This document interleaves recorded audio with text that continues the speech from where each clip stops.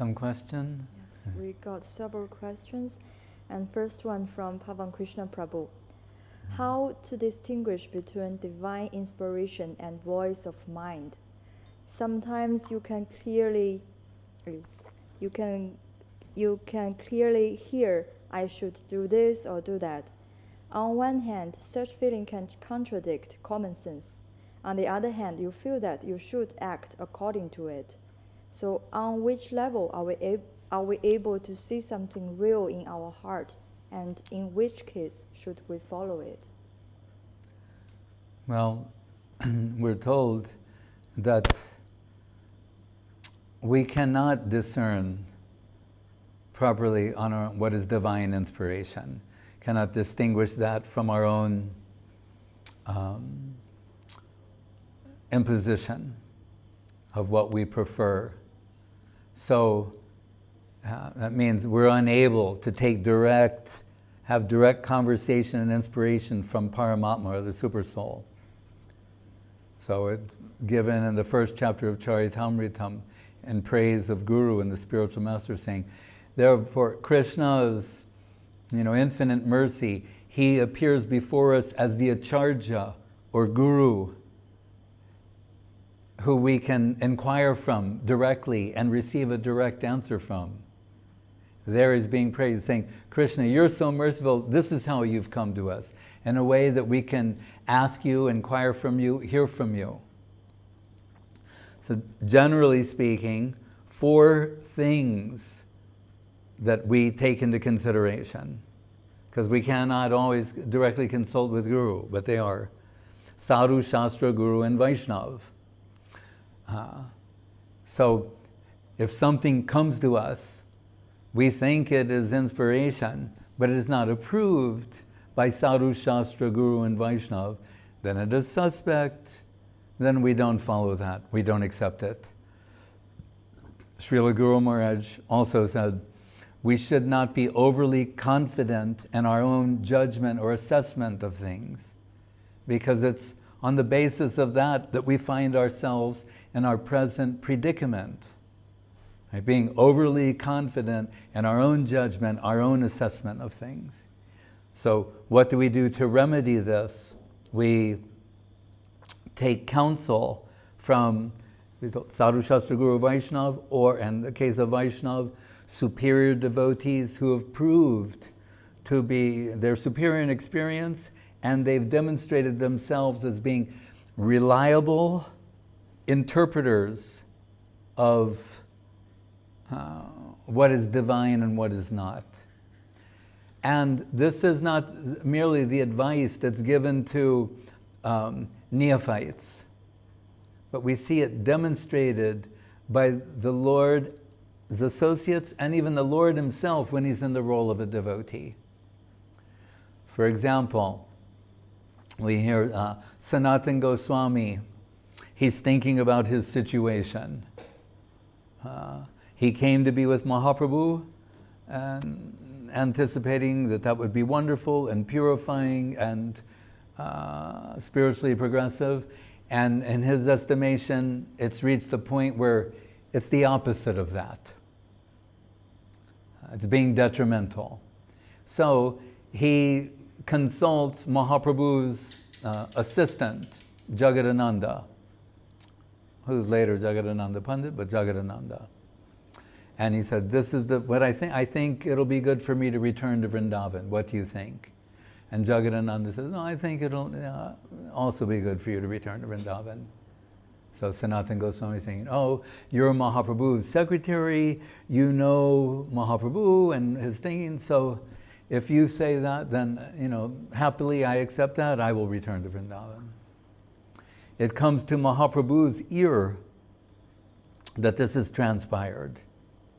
And interestingly, Mahaprabhu says in this case, he says, Jaga, referring to Jagat. He said he's a boy and he dare instruct this, your Sanatana Goswami, senior most Goswami, Rupa considers him guru, he's in the highest, and he's consulting with this boy.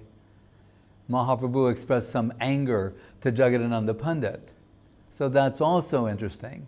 But at the same time, we can say, think of the humility of Sanatana Goswami. He didn't think, oh, he's just a boy. What can he tell me? I'm Sanatana Goswami, considered guru of Rupa, and the others consider me senior. I'm beyond taking counsel from this young man. No, he's thinking, despite our age difference, and he's with Mahaprabhu all the time, I'm visiting, his counsel will be good for me. So we learn at least two things from there. When Mahaprabhu himself is trying to go to Vrindavan, but he's being followed by, anywhere from 100,000 to 1,000,000 people, they can't leave him. He's singing and dancing madly, and they're all following him. And he's trying actually to conceal himself. That's why either Srivas Thakur or one of them said, or Chandrasekhar, I forget what he said, oh, the sun is going to try and hide itself. Can the sun do? No, the sun, when the sun comes out, everyone will recognize. So, and all the people were waiting, please.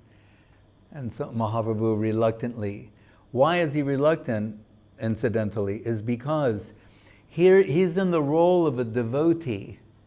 So whenever someone is praising him as being divinity or that makes him very uncomfortable. It's awkward. He's deflecting that phrase. He's sometimes covering his ears because he's in the mood of a devotee. He doesn't want to hear that. But we see in Varaha Bhav at the house of Murari Gupta, when he's as an avatar, Murari, say some prayers, worship me. That's contrary to his normal Bhakta Bhav. It's like a delirious condition. He's saying that. And at other times, we see it's momentary when he's in the 21-hour Mahaprakash or sitting on the throne of Vishnu, various times. It's like a mood overcomes him. And all of this happens prior to his entering the deep state of Radha Bhav, where 24 hours, 7 days a week, he is always and only in that mood. These things don't resurface at that time, only in his earlier pastimes.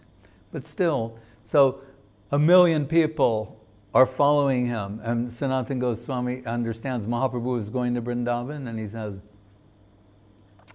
it's not appropriate to go to such a holy place with such a big group. So it would be better you and a few servitors, but not a group like this. It's contrary to like the mood of devotion. Later, Mahaprabhu is telling how he came to this decision, and he says, Sanatana Goswami Prabhu, he advised me like this. So he's Mahaprabhu himself. He's following the advice of the senior devotee, if you want to understand the principle. So God himself is willing to take the advice of the senior devotee. Then who are we? Right? That we're beyond, we will only interpret things as we see them, and we will ignore the affectionate guidance, loving advice from the seniors. No, our position will be always to proceed under guidance, sadhu, shastra, guru, Vaishnava.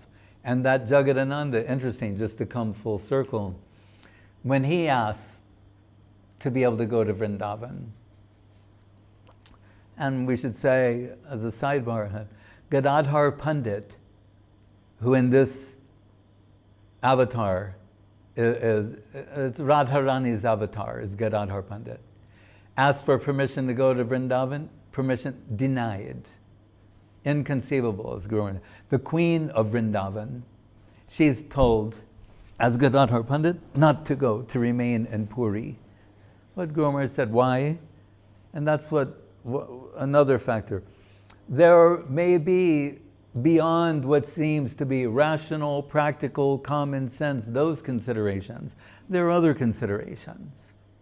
And in this case, absent her heart, right, the Radha Bhav that's been plundered and in the possession of Mahaprabhu, that will be a inconceivably potentially painful experience. Mahaprabhu is saving Gadadhara Pandit from that in a sense. Still, no. So Jagadananda Pandit asks Mahaprabhu's permission to go to Vrindavan. He gets the permission of Mahaprabhu to go to Vrindavan. But what does Mahaprabhu say? While you're there, you must always be take shelter of the lotus feet of Sanatana Goswami Prabhu and always follow his advice and guidance. And the local people, not to mix with them too much intimately, and not to imitate them either, not to find fault with them as well, but not to mix or imitate their practices. He's telling Jagadananda Pandit, who we understand from the spiritual experts is Satyabhama, the Dwarka queen, who by extension, Radharani out of Vrindavan in the Dwarka, who writes the Prema Bibart. So such a supremely qualified devotee. So you stay under the guidance of Sanatana Goswami Prabhu. He's not saying, no, I'm Jagadananda Pandit. I'm, a Parshada of Mahaprabhu. I wrote the Prema Bibart. No, this is the way of the devotees. Because sometimes we're saying, the neophyte section, they're being told these things, but after you become a experienced, reliable devotee, then you will make all these decisions. No, they're always, this is the mood of devotion. They're saying, this sort of thinking has come to me. How shall I proceed? They want to always be under the shelter and guidance of the superior devotees. Forever. Right? And Srila Gurudev, different circumstances arise, and he did nothing like, I'm Govinda Maharaj, I'm the intimate associate of Guru Maharaj and Swami Maharaj, and I've been praised by the God brothers, and it's understood, he embodies all this spiritual substance. He's still inquiring from others, hearing their opinions, very carefully, cautiously taking any decision. Not overwhelmed by his own intuition or common sense or spiritual application. As Guru said, he is not overly confident in his own judgment. And even Srila Guru Maharaj himself, he said, before I answer any question, and he said, like a computer, he is, and this, he said this, in 1982. He said, like a computer, he said, I'm scanning all of the statements of the Vedas, all the spiritual books. I'm scanning all what the interpretation given by the great saints and the senior disciples of Saraswati Thakur, all the statements of my Guru. He said, I'm considering all of these things. He said, and then I'm pushing it forward and coming to a decision, a pronouncement.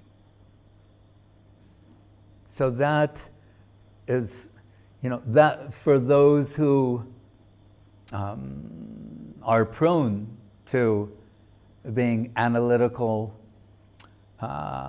considering things that way. Otherwise, what Gurudev would call the simple-hearted devotees.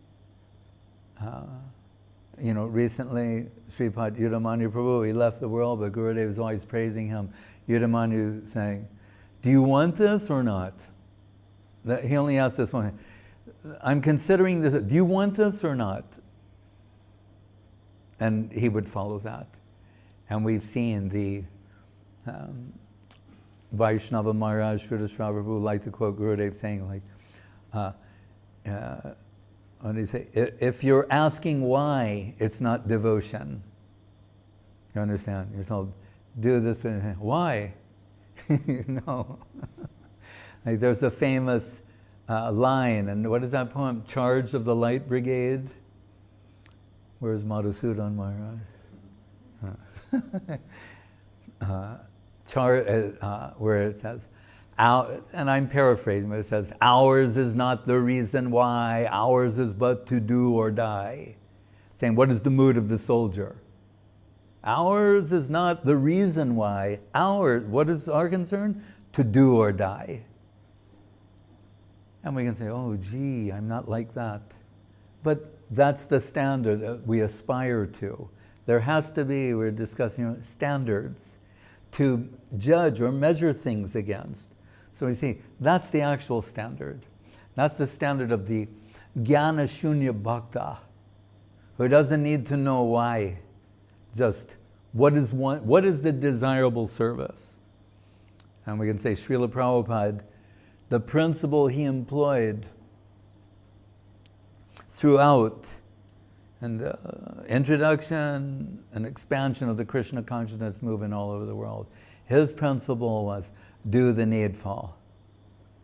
What needs to be done, that's where we should give our attention and our energy to. Sacrificing ourselves for what needs to be done.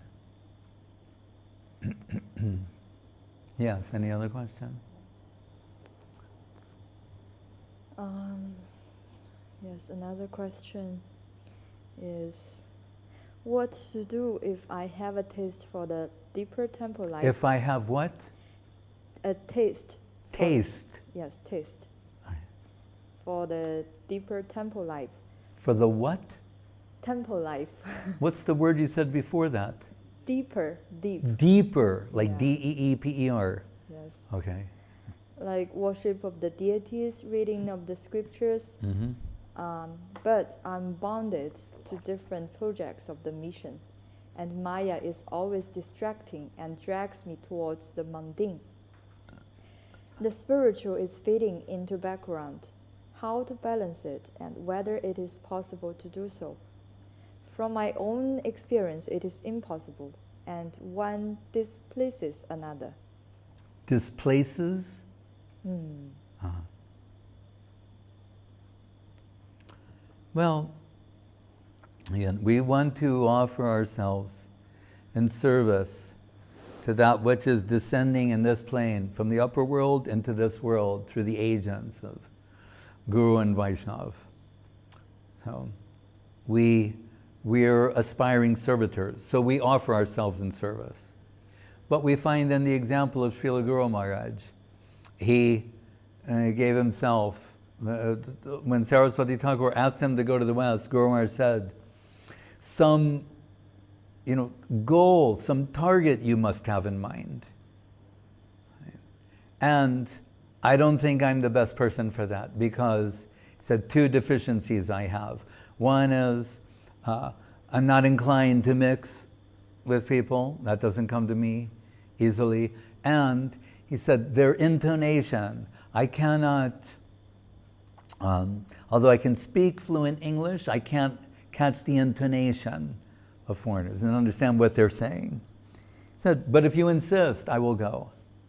And then we're told Saraswati Thakur reconsidered and sent someone else. And Guru Maharaj was told later by the devotees, do you know why our Guru Maharaj wanted you to go?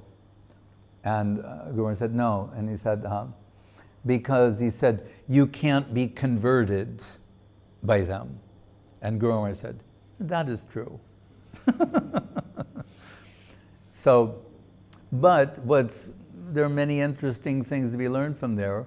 But he said, in terms of the service that was desired to be achieved, he said, I may not be the most qualified or the best person to do this seva. So it was considered by who's giving the seva, in this case, Srila Saraswati Thakur. So in this sense, if someone thinks that they may be unable to do the desired seva or produce the desired result, or that it may be or devastatingly harmful to them, then they approach the superiors, those who initiated that seva, and bring it to their attention. It's a practical matter. Yes.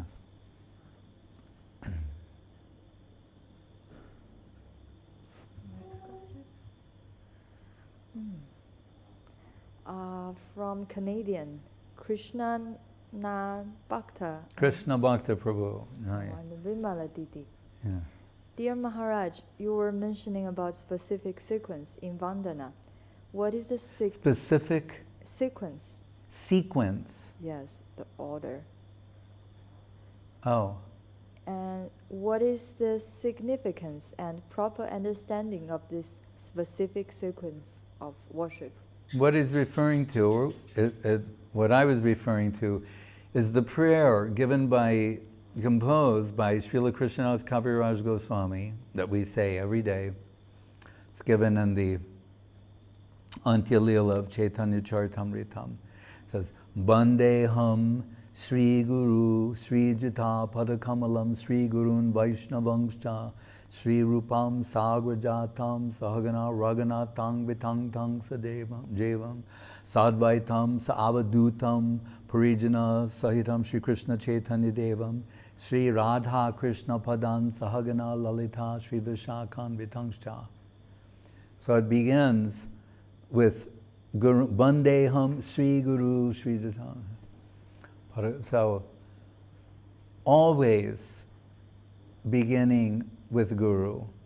Even the work Chaitanya Charitamritam, interestingly begins with the two words Bande Gurun, saying, I offer my obeisances to the Gurus. And then he's going to mention who may be considered Guru. The 6 Goswamis, Shiksha Guru, Diksha Guru, etc. But the proper approach to that plane is always to begin with the lotus feet of Sri Guru.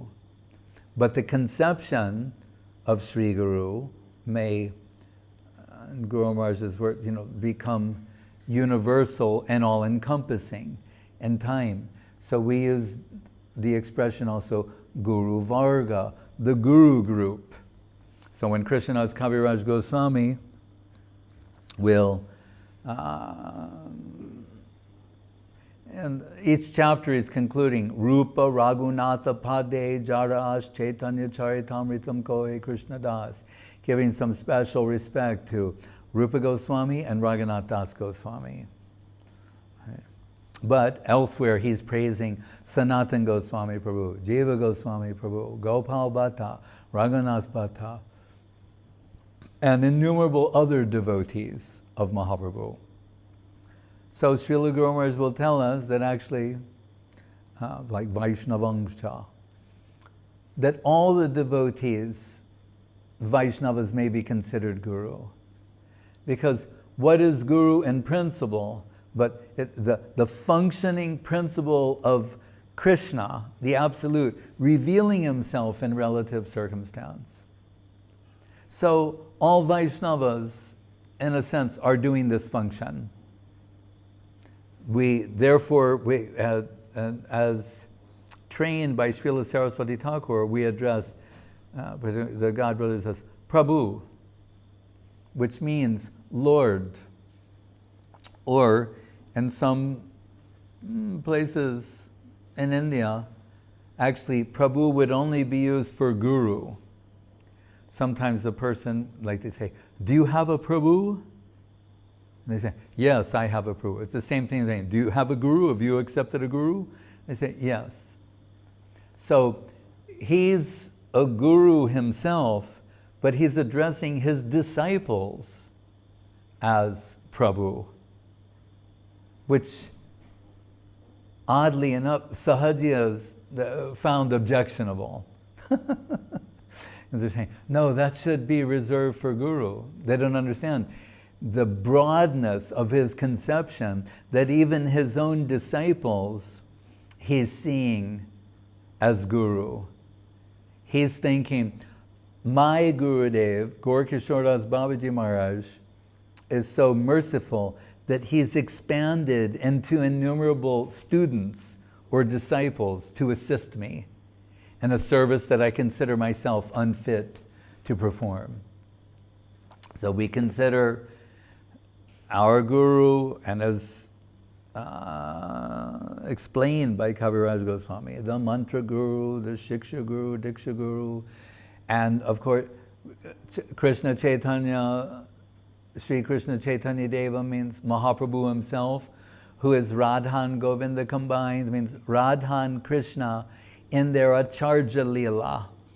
That's Gaur Gadadhar, when they're coming as Guru. As Guru Maharaj says in the Prapanna Jivanamritam, in the introductory section, Guru Rupa Harim Gauram Radha Ruchi Ruchavritam. Right? The Guru Rupa of Hari is Gaura. Saying, when Krishna comes in a Guru function, is as Gauranga Mahaprabhu. Sa Bhaktebhya Sudham Nijabhajanam Mudram Upadisham. He's teaching devotion by practicing it himself. He's showing what that is. So Mahaprabhu, but then Nityananda Prabhu, how the conception of Guru is expanding. We're told Mahaprabhu doesn't recognize anyone who does not properly appreciate Nityananda Prabhu's position. Advaita Prabhu, we were just talking about Advaita Acharya. He brought Mahaprabhu down into this world. He's in the Guru Varga. Who does he revere? Advaita Acharya, Madhavendra Puri, right? Who are his disciples? Nityananda, Advaita Acharya, Paramananda Puri, Rangapuri. Who did I leave out? Advaita Acharya. Oh, Ishvara Puri. So it's, let me say, all who are divine in the upper world, in the upper position. Sometimes Guru Maharaj used the expression, the world of gurus, or the land of gurus. Means that which is higher and worshipable. Why do we bow down? Right? Why do we bow our heads? Sometimes people in the West, they say, how come in Asia everybody's like bowing?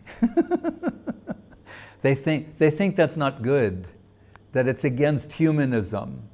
For a human being to bow to another human being is not a good thing, right? You know, they'll say like, I don't bow down to anyone, except their senses, their mind and their senses, and the tax man maybe. But this ego, and that's what it's about is ego. The inability to bow, to admit that there's someone superior to you. That's what it is. That's the problem. Cannot admit that there's a superior. Right? This is at the basis of humanism and the social network. Like, I'm the person who likes or dislikes. My likes and dislikes are the absolute standard. How can that be? With the 1.6 billion members of Facebook, all of their those individuals like, that's the standard, and what they dislike, it's not possible, it's not tenable. And therefore, actually, it's a delusion, it's a deluded idea, and it's what Solzhenitsyn called, in a phrase, the disastrous deviation of the Enlightenment. To put the man, he said, with a capital M, at the center of all things, and that'll be the measure of whether something is valuable or not, worthy of aspiration or not. Removing God or divinity from the center and putting man in that position. And then in time, when they say, what about us? They go, all right, we'll include the women too. Right? But here, we talk, namaha, bowing means I'm taking the highest aspect of myself, right? What we generally consider the highest aspect, our heads, and I'm offering it to the lowest part of what I consider worshipable or higher. And like we say, the lotus feet of Sri Guru, or Vaishnava Charan, the lotus feet of the Vaishnavas. So here, in these prayers, where there is some hope of acting as a medium or a channel for divine revelation, the author, the devotee who's giving the class, whoever is in that position of the agent, they're first giving recognition to the upper world, and always beginning with Guru. But then you see the concept of Guru expanding into the other Vaishnavas, the personality of God himself, I told you, Nityananda, Advaita, and the others. So, and Guru Maharaj, he gives some explanation about, and shastra gurus are included there, because we take it Rupa and Raghunath and the Goswamis. They gave us our shastra, so they're also shastra guru. And then, of course, Radha and Krishna, Lalita Vishaka, etc. So it's a way of, that guru world, where Guru Maharaj says, if Guru is always to be kept in a higher position, and there's this world of gurus where the soil of that world is superior to yourself. The world you seek entrance in, the very soil you want is higher than you. Saying, how can you take one footstep there? That would be offensive, objectionable. Saying the only way you can move in that world is not out of curiosity or your own, it cannot be a movement that is initiated by yourself, back to the original question, but it has to be in service. He said, just as the altar, and you see now that our altar is higher too, it's possible that someone would have to step on the steps of the altar to put the crown on Giriraj. So normally, to put your foot on the altar, that would be an offense. But if it's in service to Giriraj, to put his crown, then with a bowed head, folded palms, the sevak or the pujari and putting some cloth, they will climb the steps of the altar to place the crown on the deity. Called the devotee Govinda, who is Mahaprabhu's personal assistant. After lunch, Mahaprabhu is resting for some time in his room, and this one day he's very tired, and Govinda is massaging his lotus feet, and then when Mahaprabhu drifts off into sleep, he quietly leaves the room. But on this one day, Mahaprabhu is very tired. His body is lying in front of the doorway. So that is a dilemma for Govinda. So he's saying, but now is the time to massage his lotus feet. He told, but you shouldn't step over another person on account of divine presence. So, but he's saying, but I have to do this seva. So he steps over Mahaprabhu, and then from that position he can massage his lotus feet. And Mahaprabhu falls asleep. Mahaprabhu wakes up later, like 48 minutes later, whenever it was, and sees that he's still there. But after Mahaprabhu falls asleep, he always leaves the room. And he's thinking, why are you here? And Govinda is saying, I cannot step over you. But he's saying, but how did you get here? You could only get here by stepping over me. But his understanding as a devotee, in service to Mahaprabhu, I can do that. But now my service to Mahaprabhu is finished, I can't do that on my own. And this is also the answer to these questions. It's not so much the activity. As Guru Maharaj said, karma, it's in the mental and the internal plane. It's not literally the activity. Like they have a saying, possession is 9/10 of the law. But sometimes that's also rendered as intent is 9/10 of the law.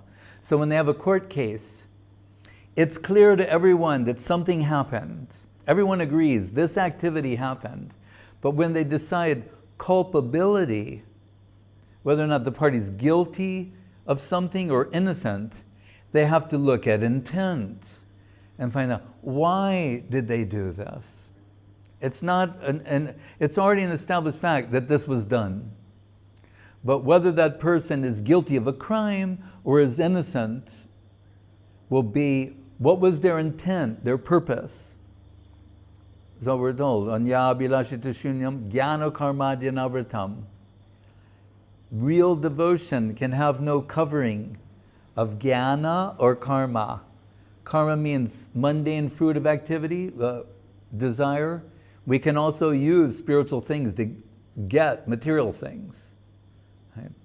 Or gyan, back to that, got to know, the need to know, the pursuit of knowledge and that thing. It says pure devotion is not tinged with or covered by layers of karma and gyan. The guru world. So in approaching the guru world,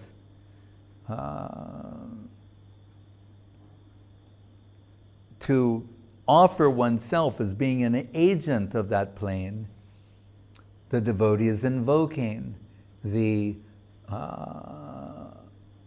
blessings of Guru and Vaishnava, and Gauranga, Nityananda, Advaita, etc., the Goswamis, and ultimately Radha and Krishna and their divine associates.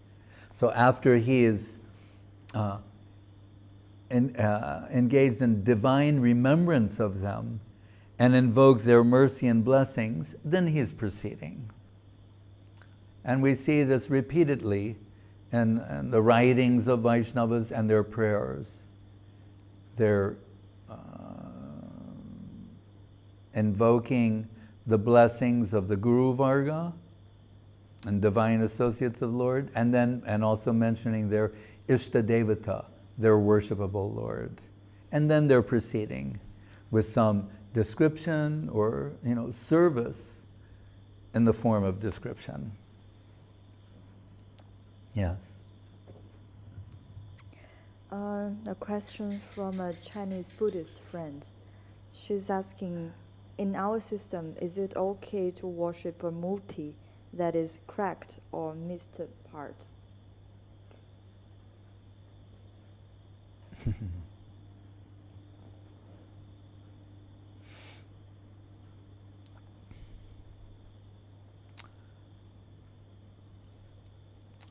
Generally speaking, if a murti or a deity, before installation, is as described, then that deity will not be installed.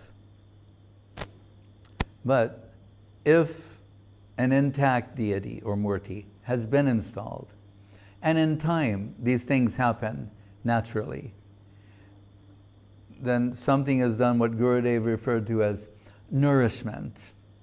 Just as Jagannath, that means sometimes they're repainting the deity, sometimes they're doing some minor refurbishing. But we see in the case of the Jagannath deities in Puri that there's also something called Navakalevar. So after, 12 years? Is it 12 years, I think? A new murti is created. So it depends.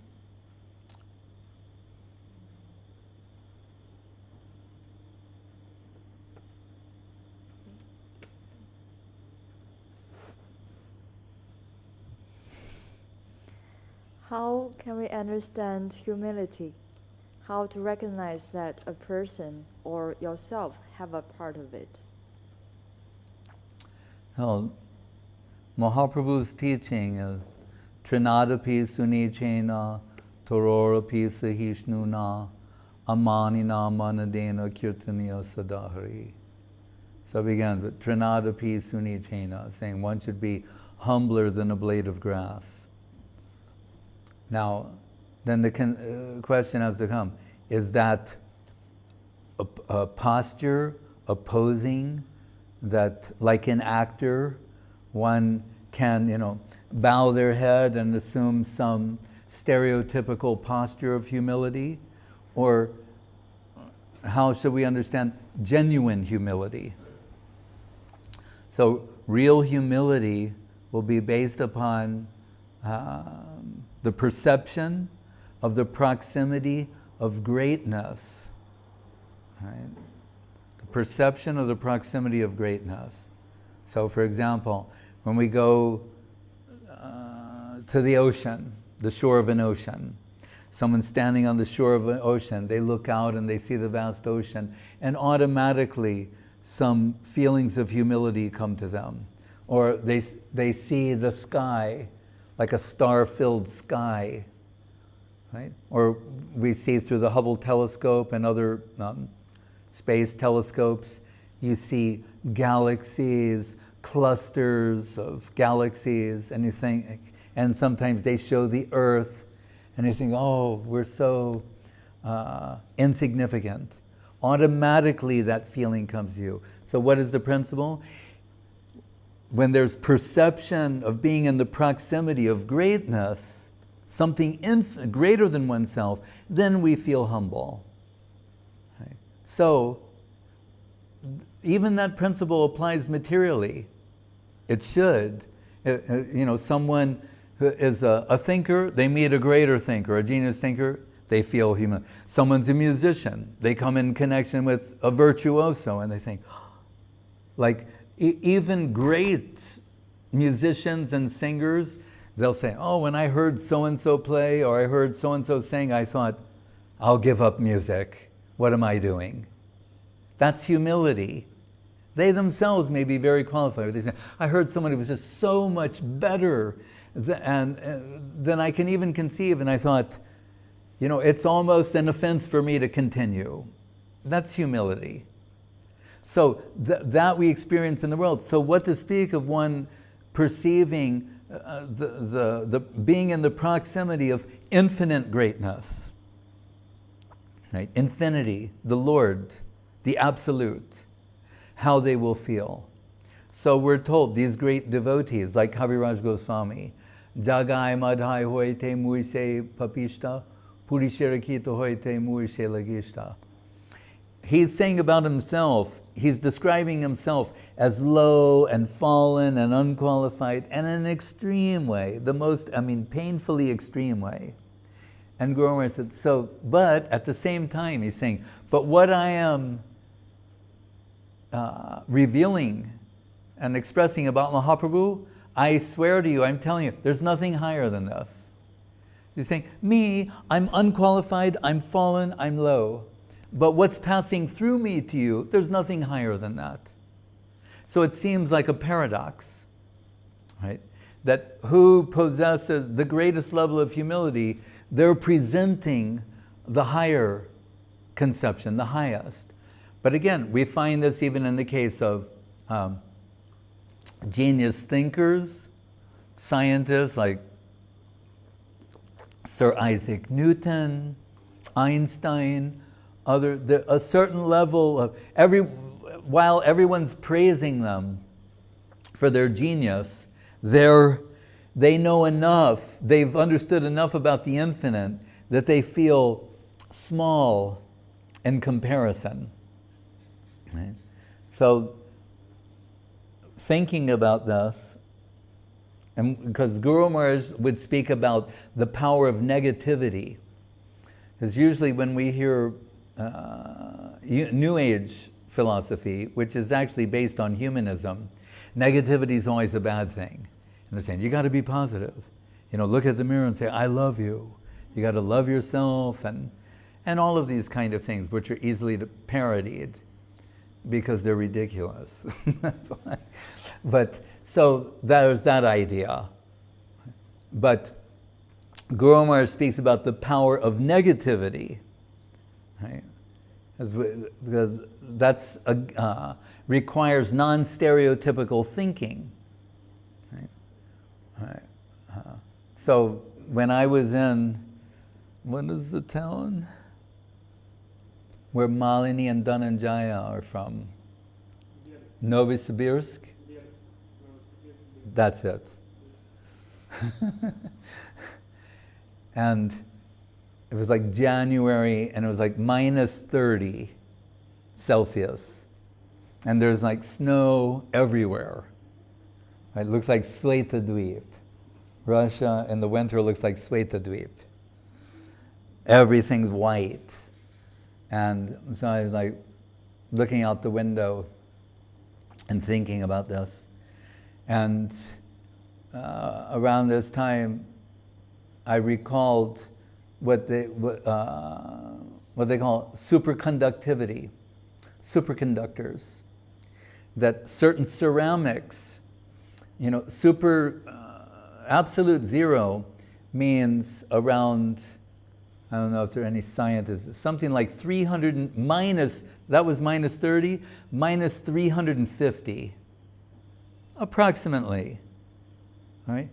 Over minus 300 degrees below zero in temperature is approaching absolute zero. So they say these ceramics, when they approach absolute zero, they achieve this state of superconductivity, which means, when we're talking about conducting, current, normally the simple stuff we know, like if you have a copper wire, all right, and electricity is going through, they get hot, right? So they cover them in rubber, or all these wires we have. Why are they covered in? They can get warm. Why? We're told there's resistance to the current, and according to how much resistance there is, heat. I'm not, I don't even know Ohm's law, okay? But I know the other Ohm. But anyway, so due to resistance to the current, heat is generated. But they say these ceramics, when they approach absolute zero, they have zero resistance to current. So they achieve a state called superconductivity. They become superconductors of current on account of close to zero resistance. So I thought, Guru Maharaj is always saying, humility, he equates with negativity.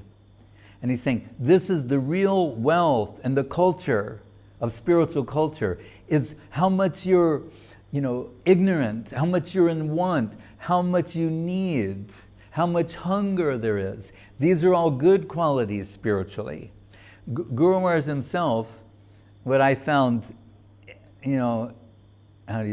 endlessly endearing and charming, when he was over 90, he would say, I am a student, and I shall forever remain a student, not a finished professor who knows anything and everything.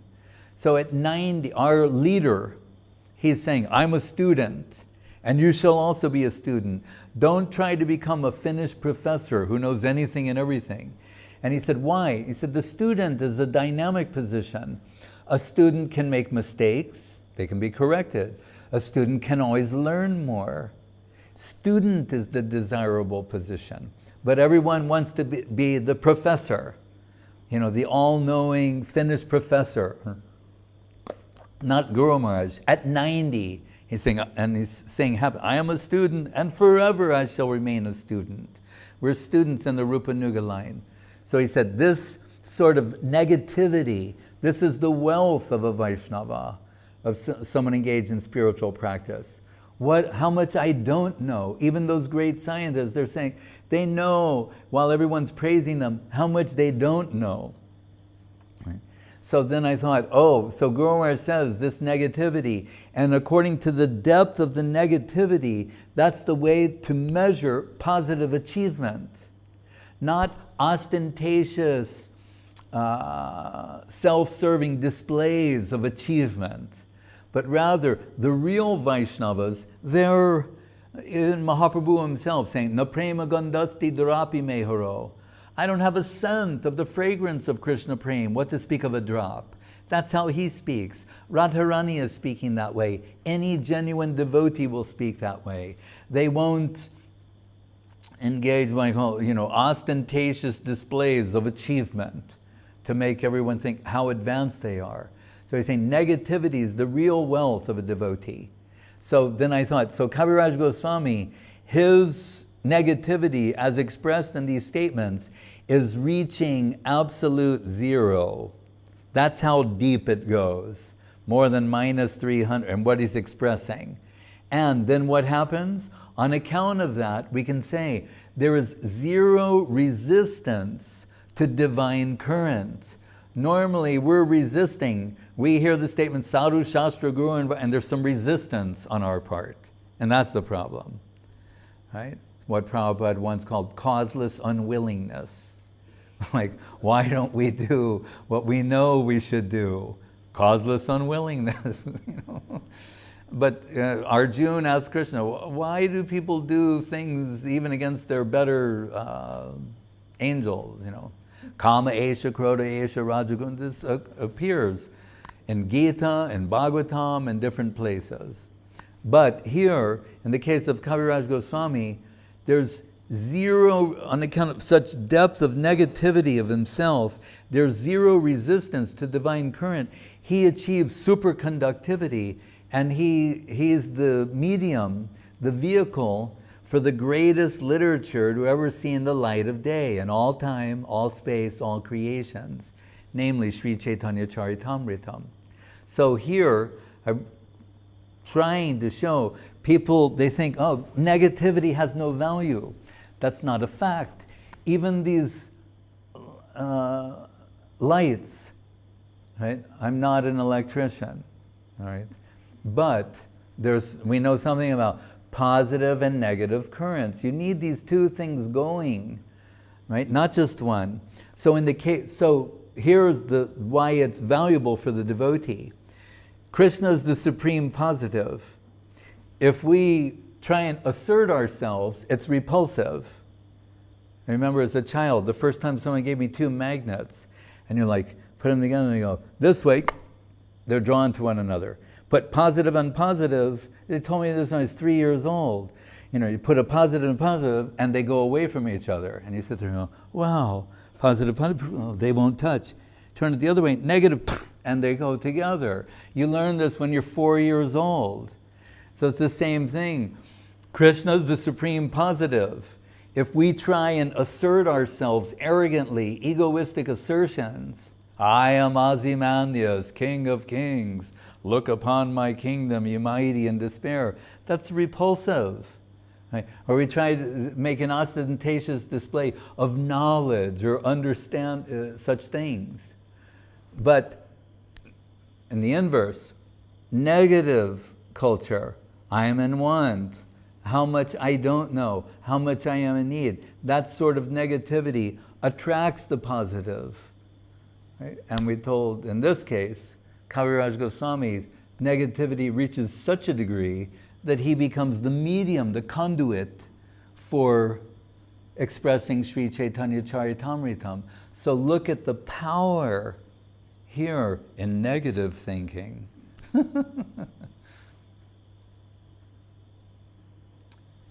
When we're dealing with the infinite, can have some stereotypical way of making our approach. But follow what's given by the devotees. Then being in want and need, then Krishna's giving something. What is that question?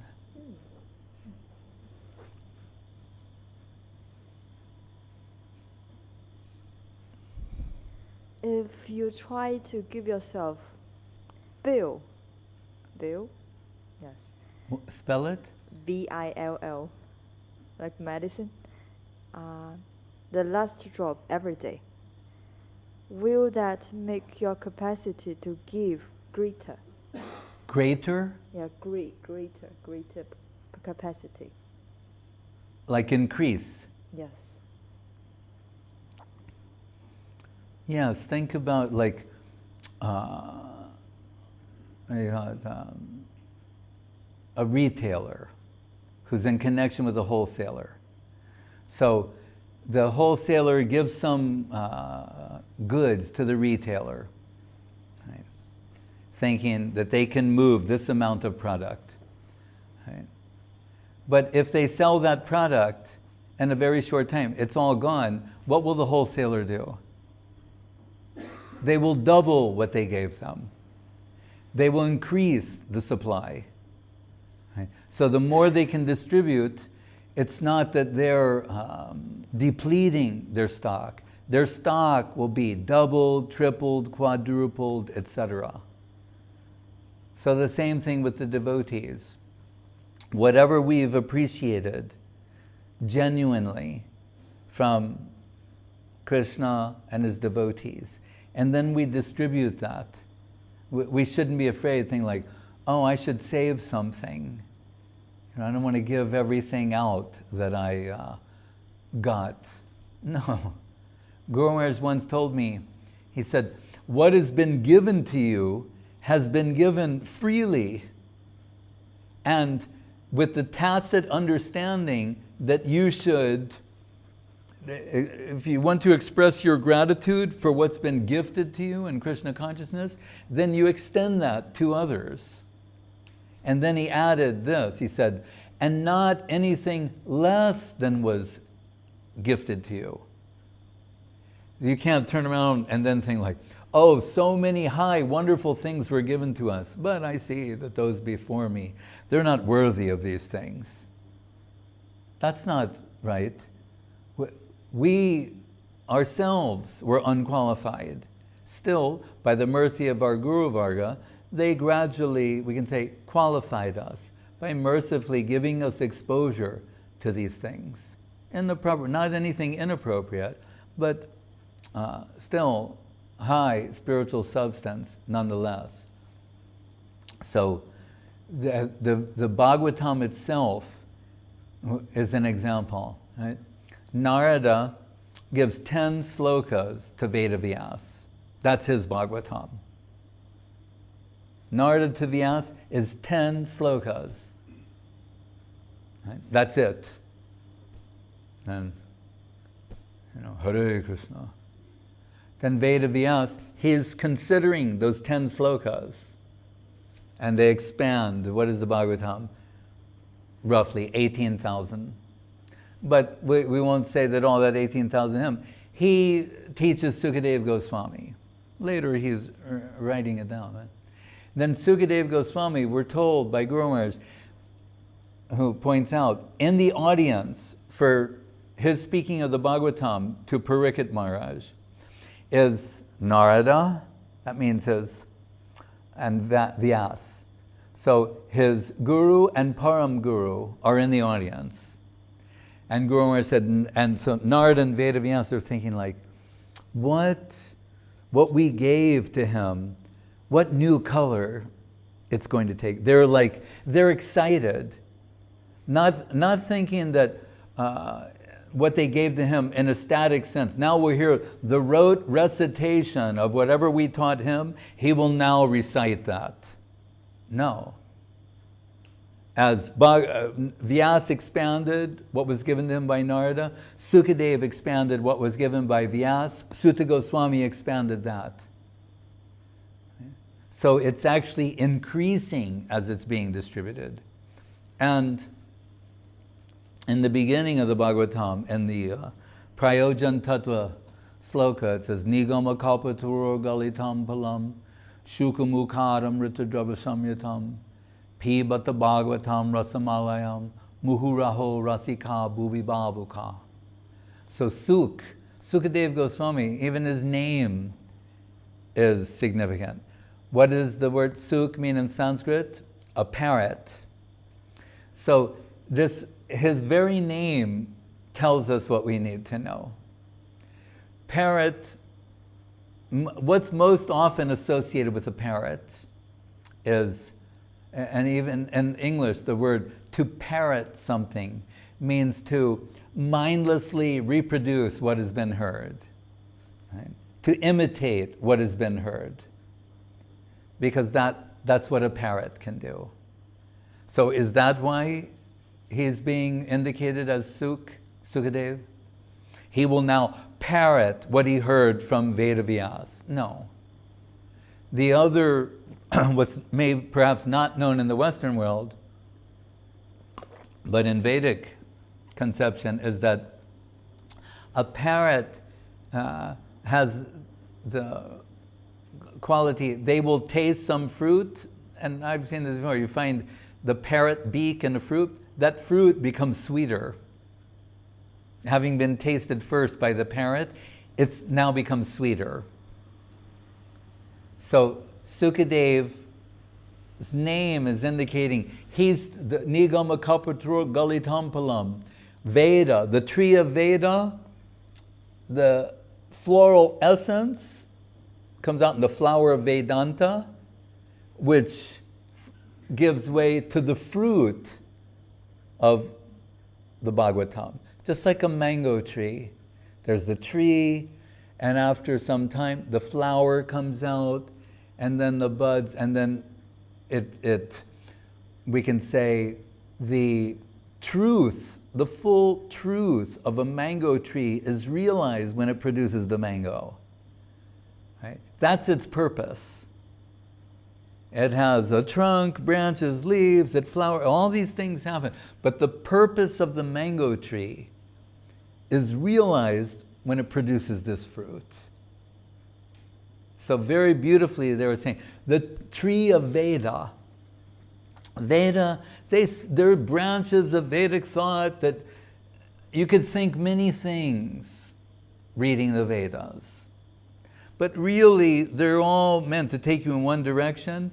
And the Vedic tree, all of that, what is it meant to do? To produce the fruit of the tree of Veda, which we're told is this Srimad Bhagavatam, which culminates in expressing the divine pastime, Krishna's birth in Vrindavan, his pastimes with Nanda and Yashoda, Kumar pastime, Poganda, Kumar pastime, Nanda Kumar with the cowherd boys, and then Nanda Kishore pastimes, Krishna with Radharani and the Braja Gopis. So it's the ultimate expression of supreme sweetness, Madhura Rasa, the sweet thing. That's what's flowing, that's what's to be tasted in this literature. And those who are experts, they're tasting that substance from the very beginning, throughout. That's why, if you look carefully in the beginning of the Brihad Bhagavatamritam, mentioned when Maharaj Janamejoy and Vishampayana Rishi, Jaimini, and he's telling him in the beginning that he's just concluded a recitation of the Mahabharata. And Janamejoy said, I heard Mahabharata previously from Vishampayana Rishi, and it was wonderful, it was astonishing, it was extraordinary. But what I just heard from you, it has this particular Madhura quality, sweetness to it. And that's awakened this thirst or eagerness in me to taste more of that substance. And that lays the ground for the speaking of Brihad Bhagavatamritam, which is this supremely nectarine sweet description. But so what he's saying, you both spoke Mahabharata, but you spoke it, even though we told, there's only one mention, the Hey Gopi Jana Ballabha sloka of Draupadi calling out for Krishna's help, of Madhura Rasa being directly indicated there. Saying, but the way you told it, it has this Madhura Rasa quality, sweetness to it. And that's awakened this eagerness for me to hear more about that. So the whole Bhagavatam, really, beginning, middle, and end, as Guru Maharaj sloka indicates, is to take you in this one direction. The service of the holy lotus feet of Srimati Radharani, the Radha Rasa Shuddha Nidhi, Yadamiya Mahima Sri Bhagavatam Katayam, Pratipadam Anubhutam Vapyala Davideya, Tadakila Rasamurti Shamalila Avalambam, madhura rasadi Sri Radha pada padmam prapadye. But indicated in the very beginning, Nigama kalpataror galitam palam shukamukar amrita dravasamyatam pibata bhagavatam rasamalayam muhuraho rasika bhuvibhavukaha. What question am I answering? The last view. The last what? The capacity to give. Oh, about distribution. So, in distribution of this substance, the stock is not depleted, it expands.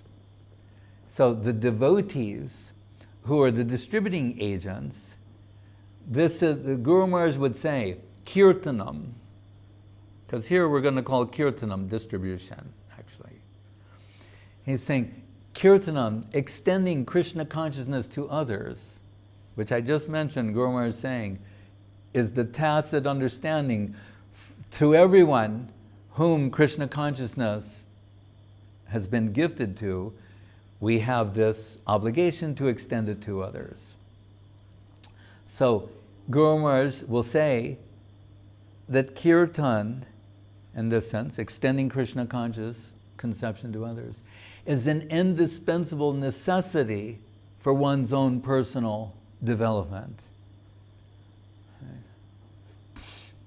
That's why it's given so much emphasis. Preaching. Guru Maharaj said, if I'm taking the name, maybe I'm doing it absent-mindedly. We were talking about someone mentioning service before. I'm absent-mindedly or distractedly doing some particular seva. Nonetheless, you have to go on. He said, but if you have to speak about Krishna and Krishna consciousness and what we got from Guru, he said, then it requires like so much concentration. You cannot be absent-minded. You have to think very carefully. So it has the effect of bringing about intense smaranam, remembrance, is a necessity to do proper kirtanam. To remember what was heard, sravanam, kirtanam. So really, kirtan is best for us.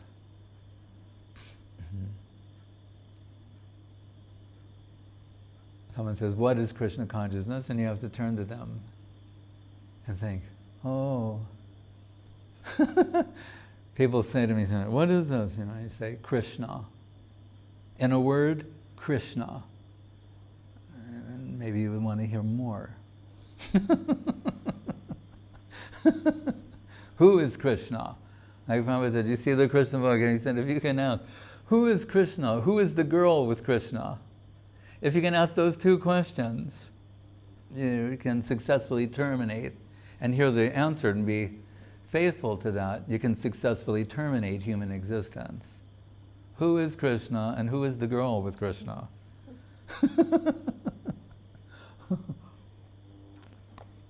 Hare Krishna.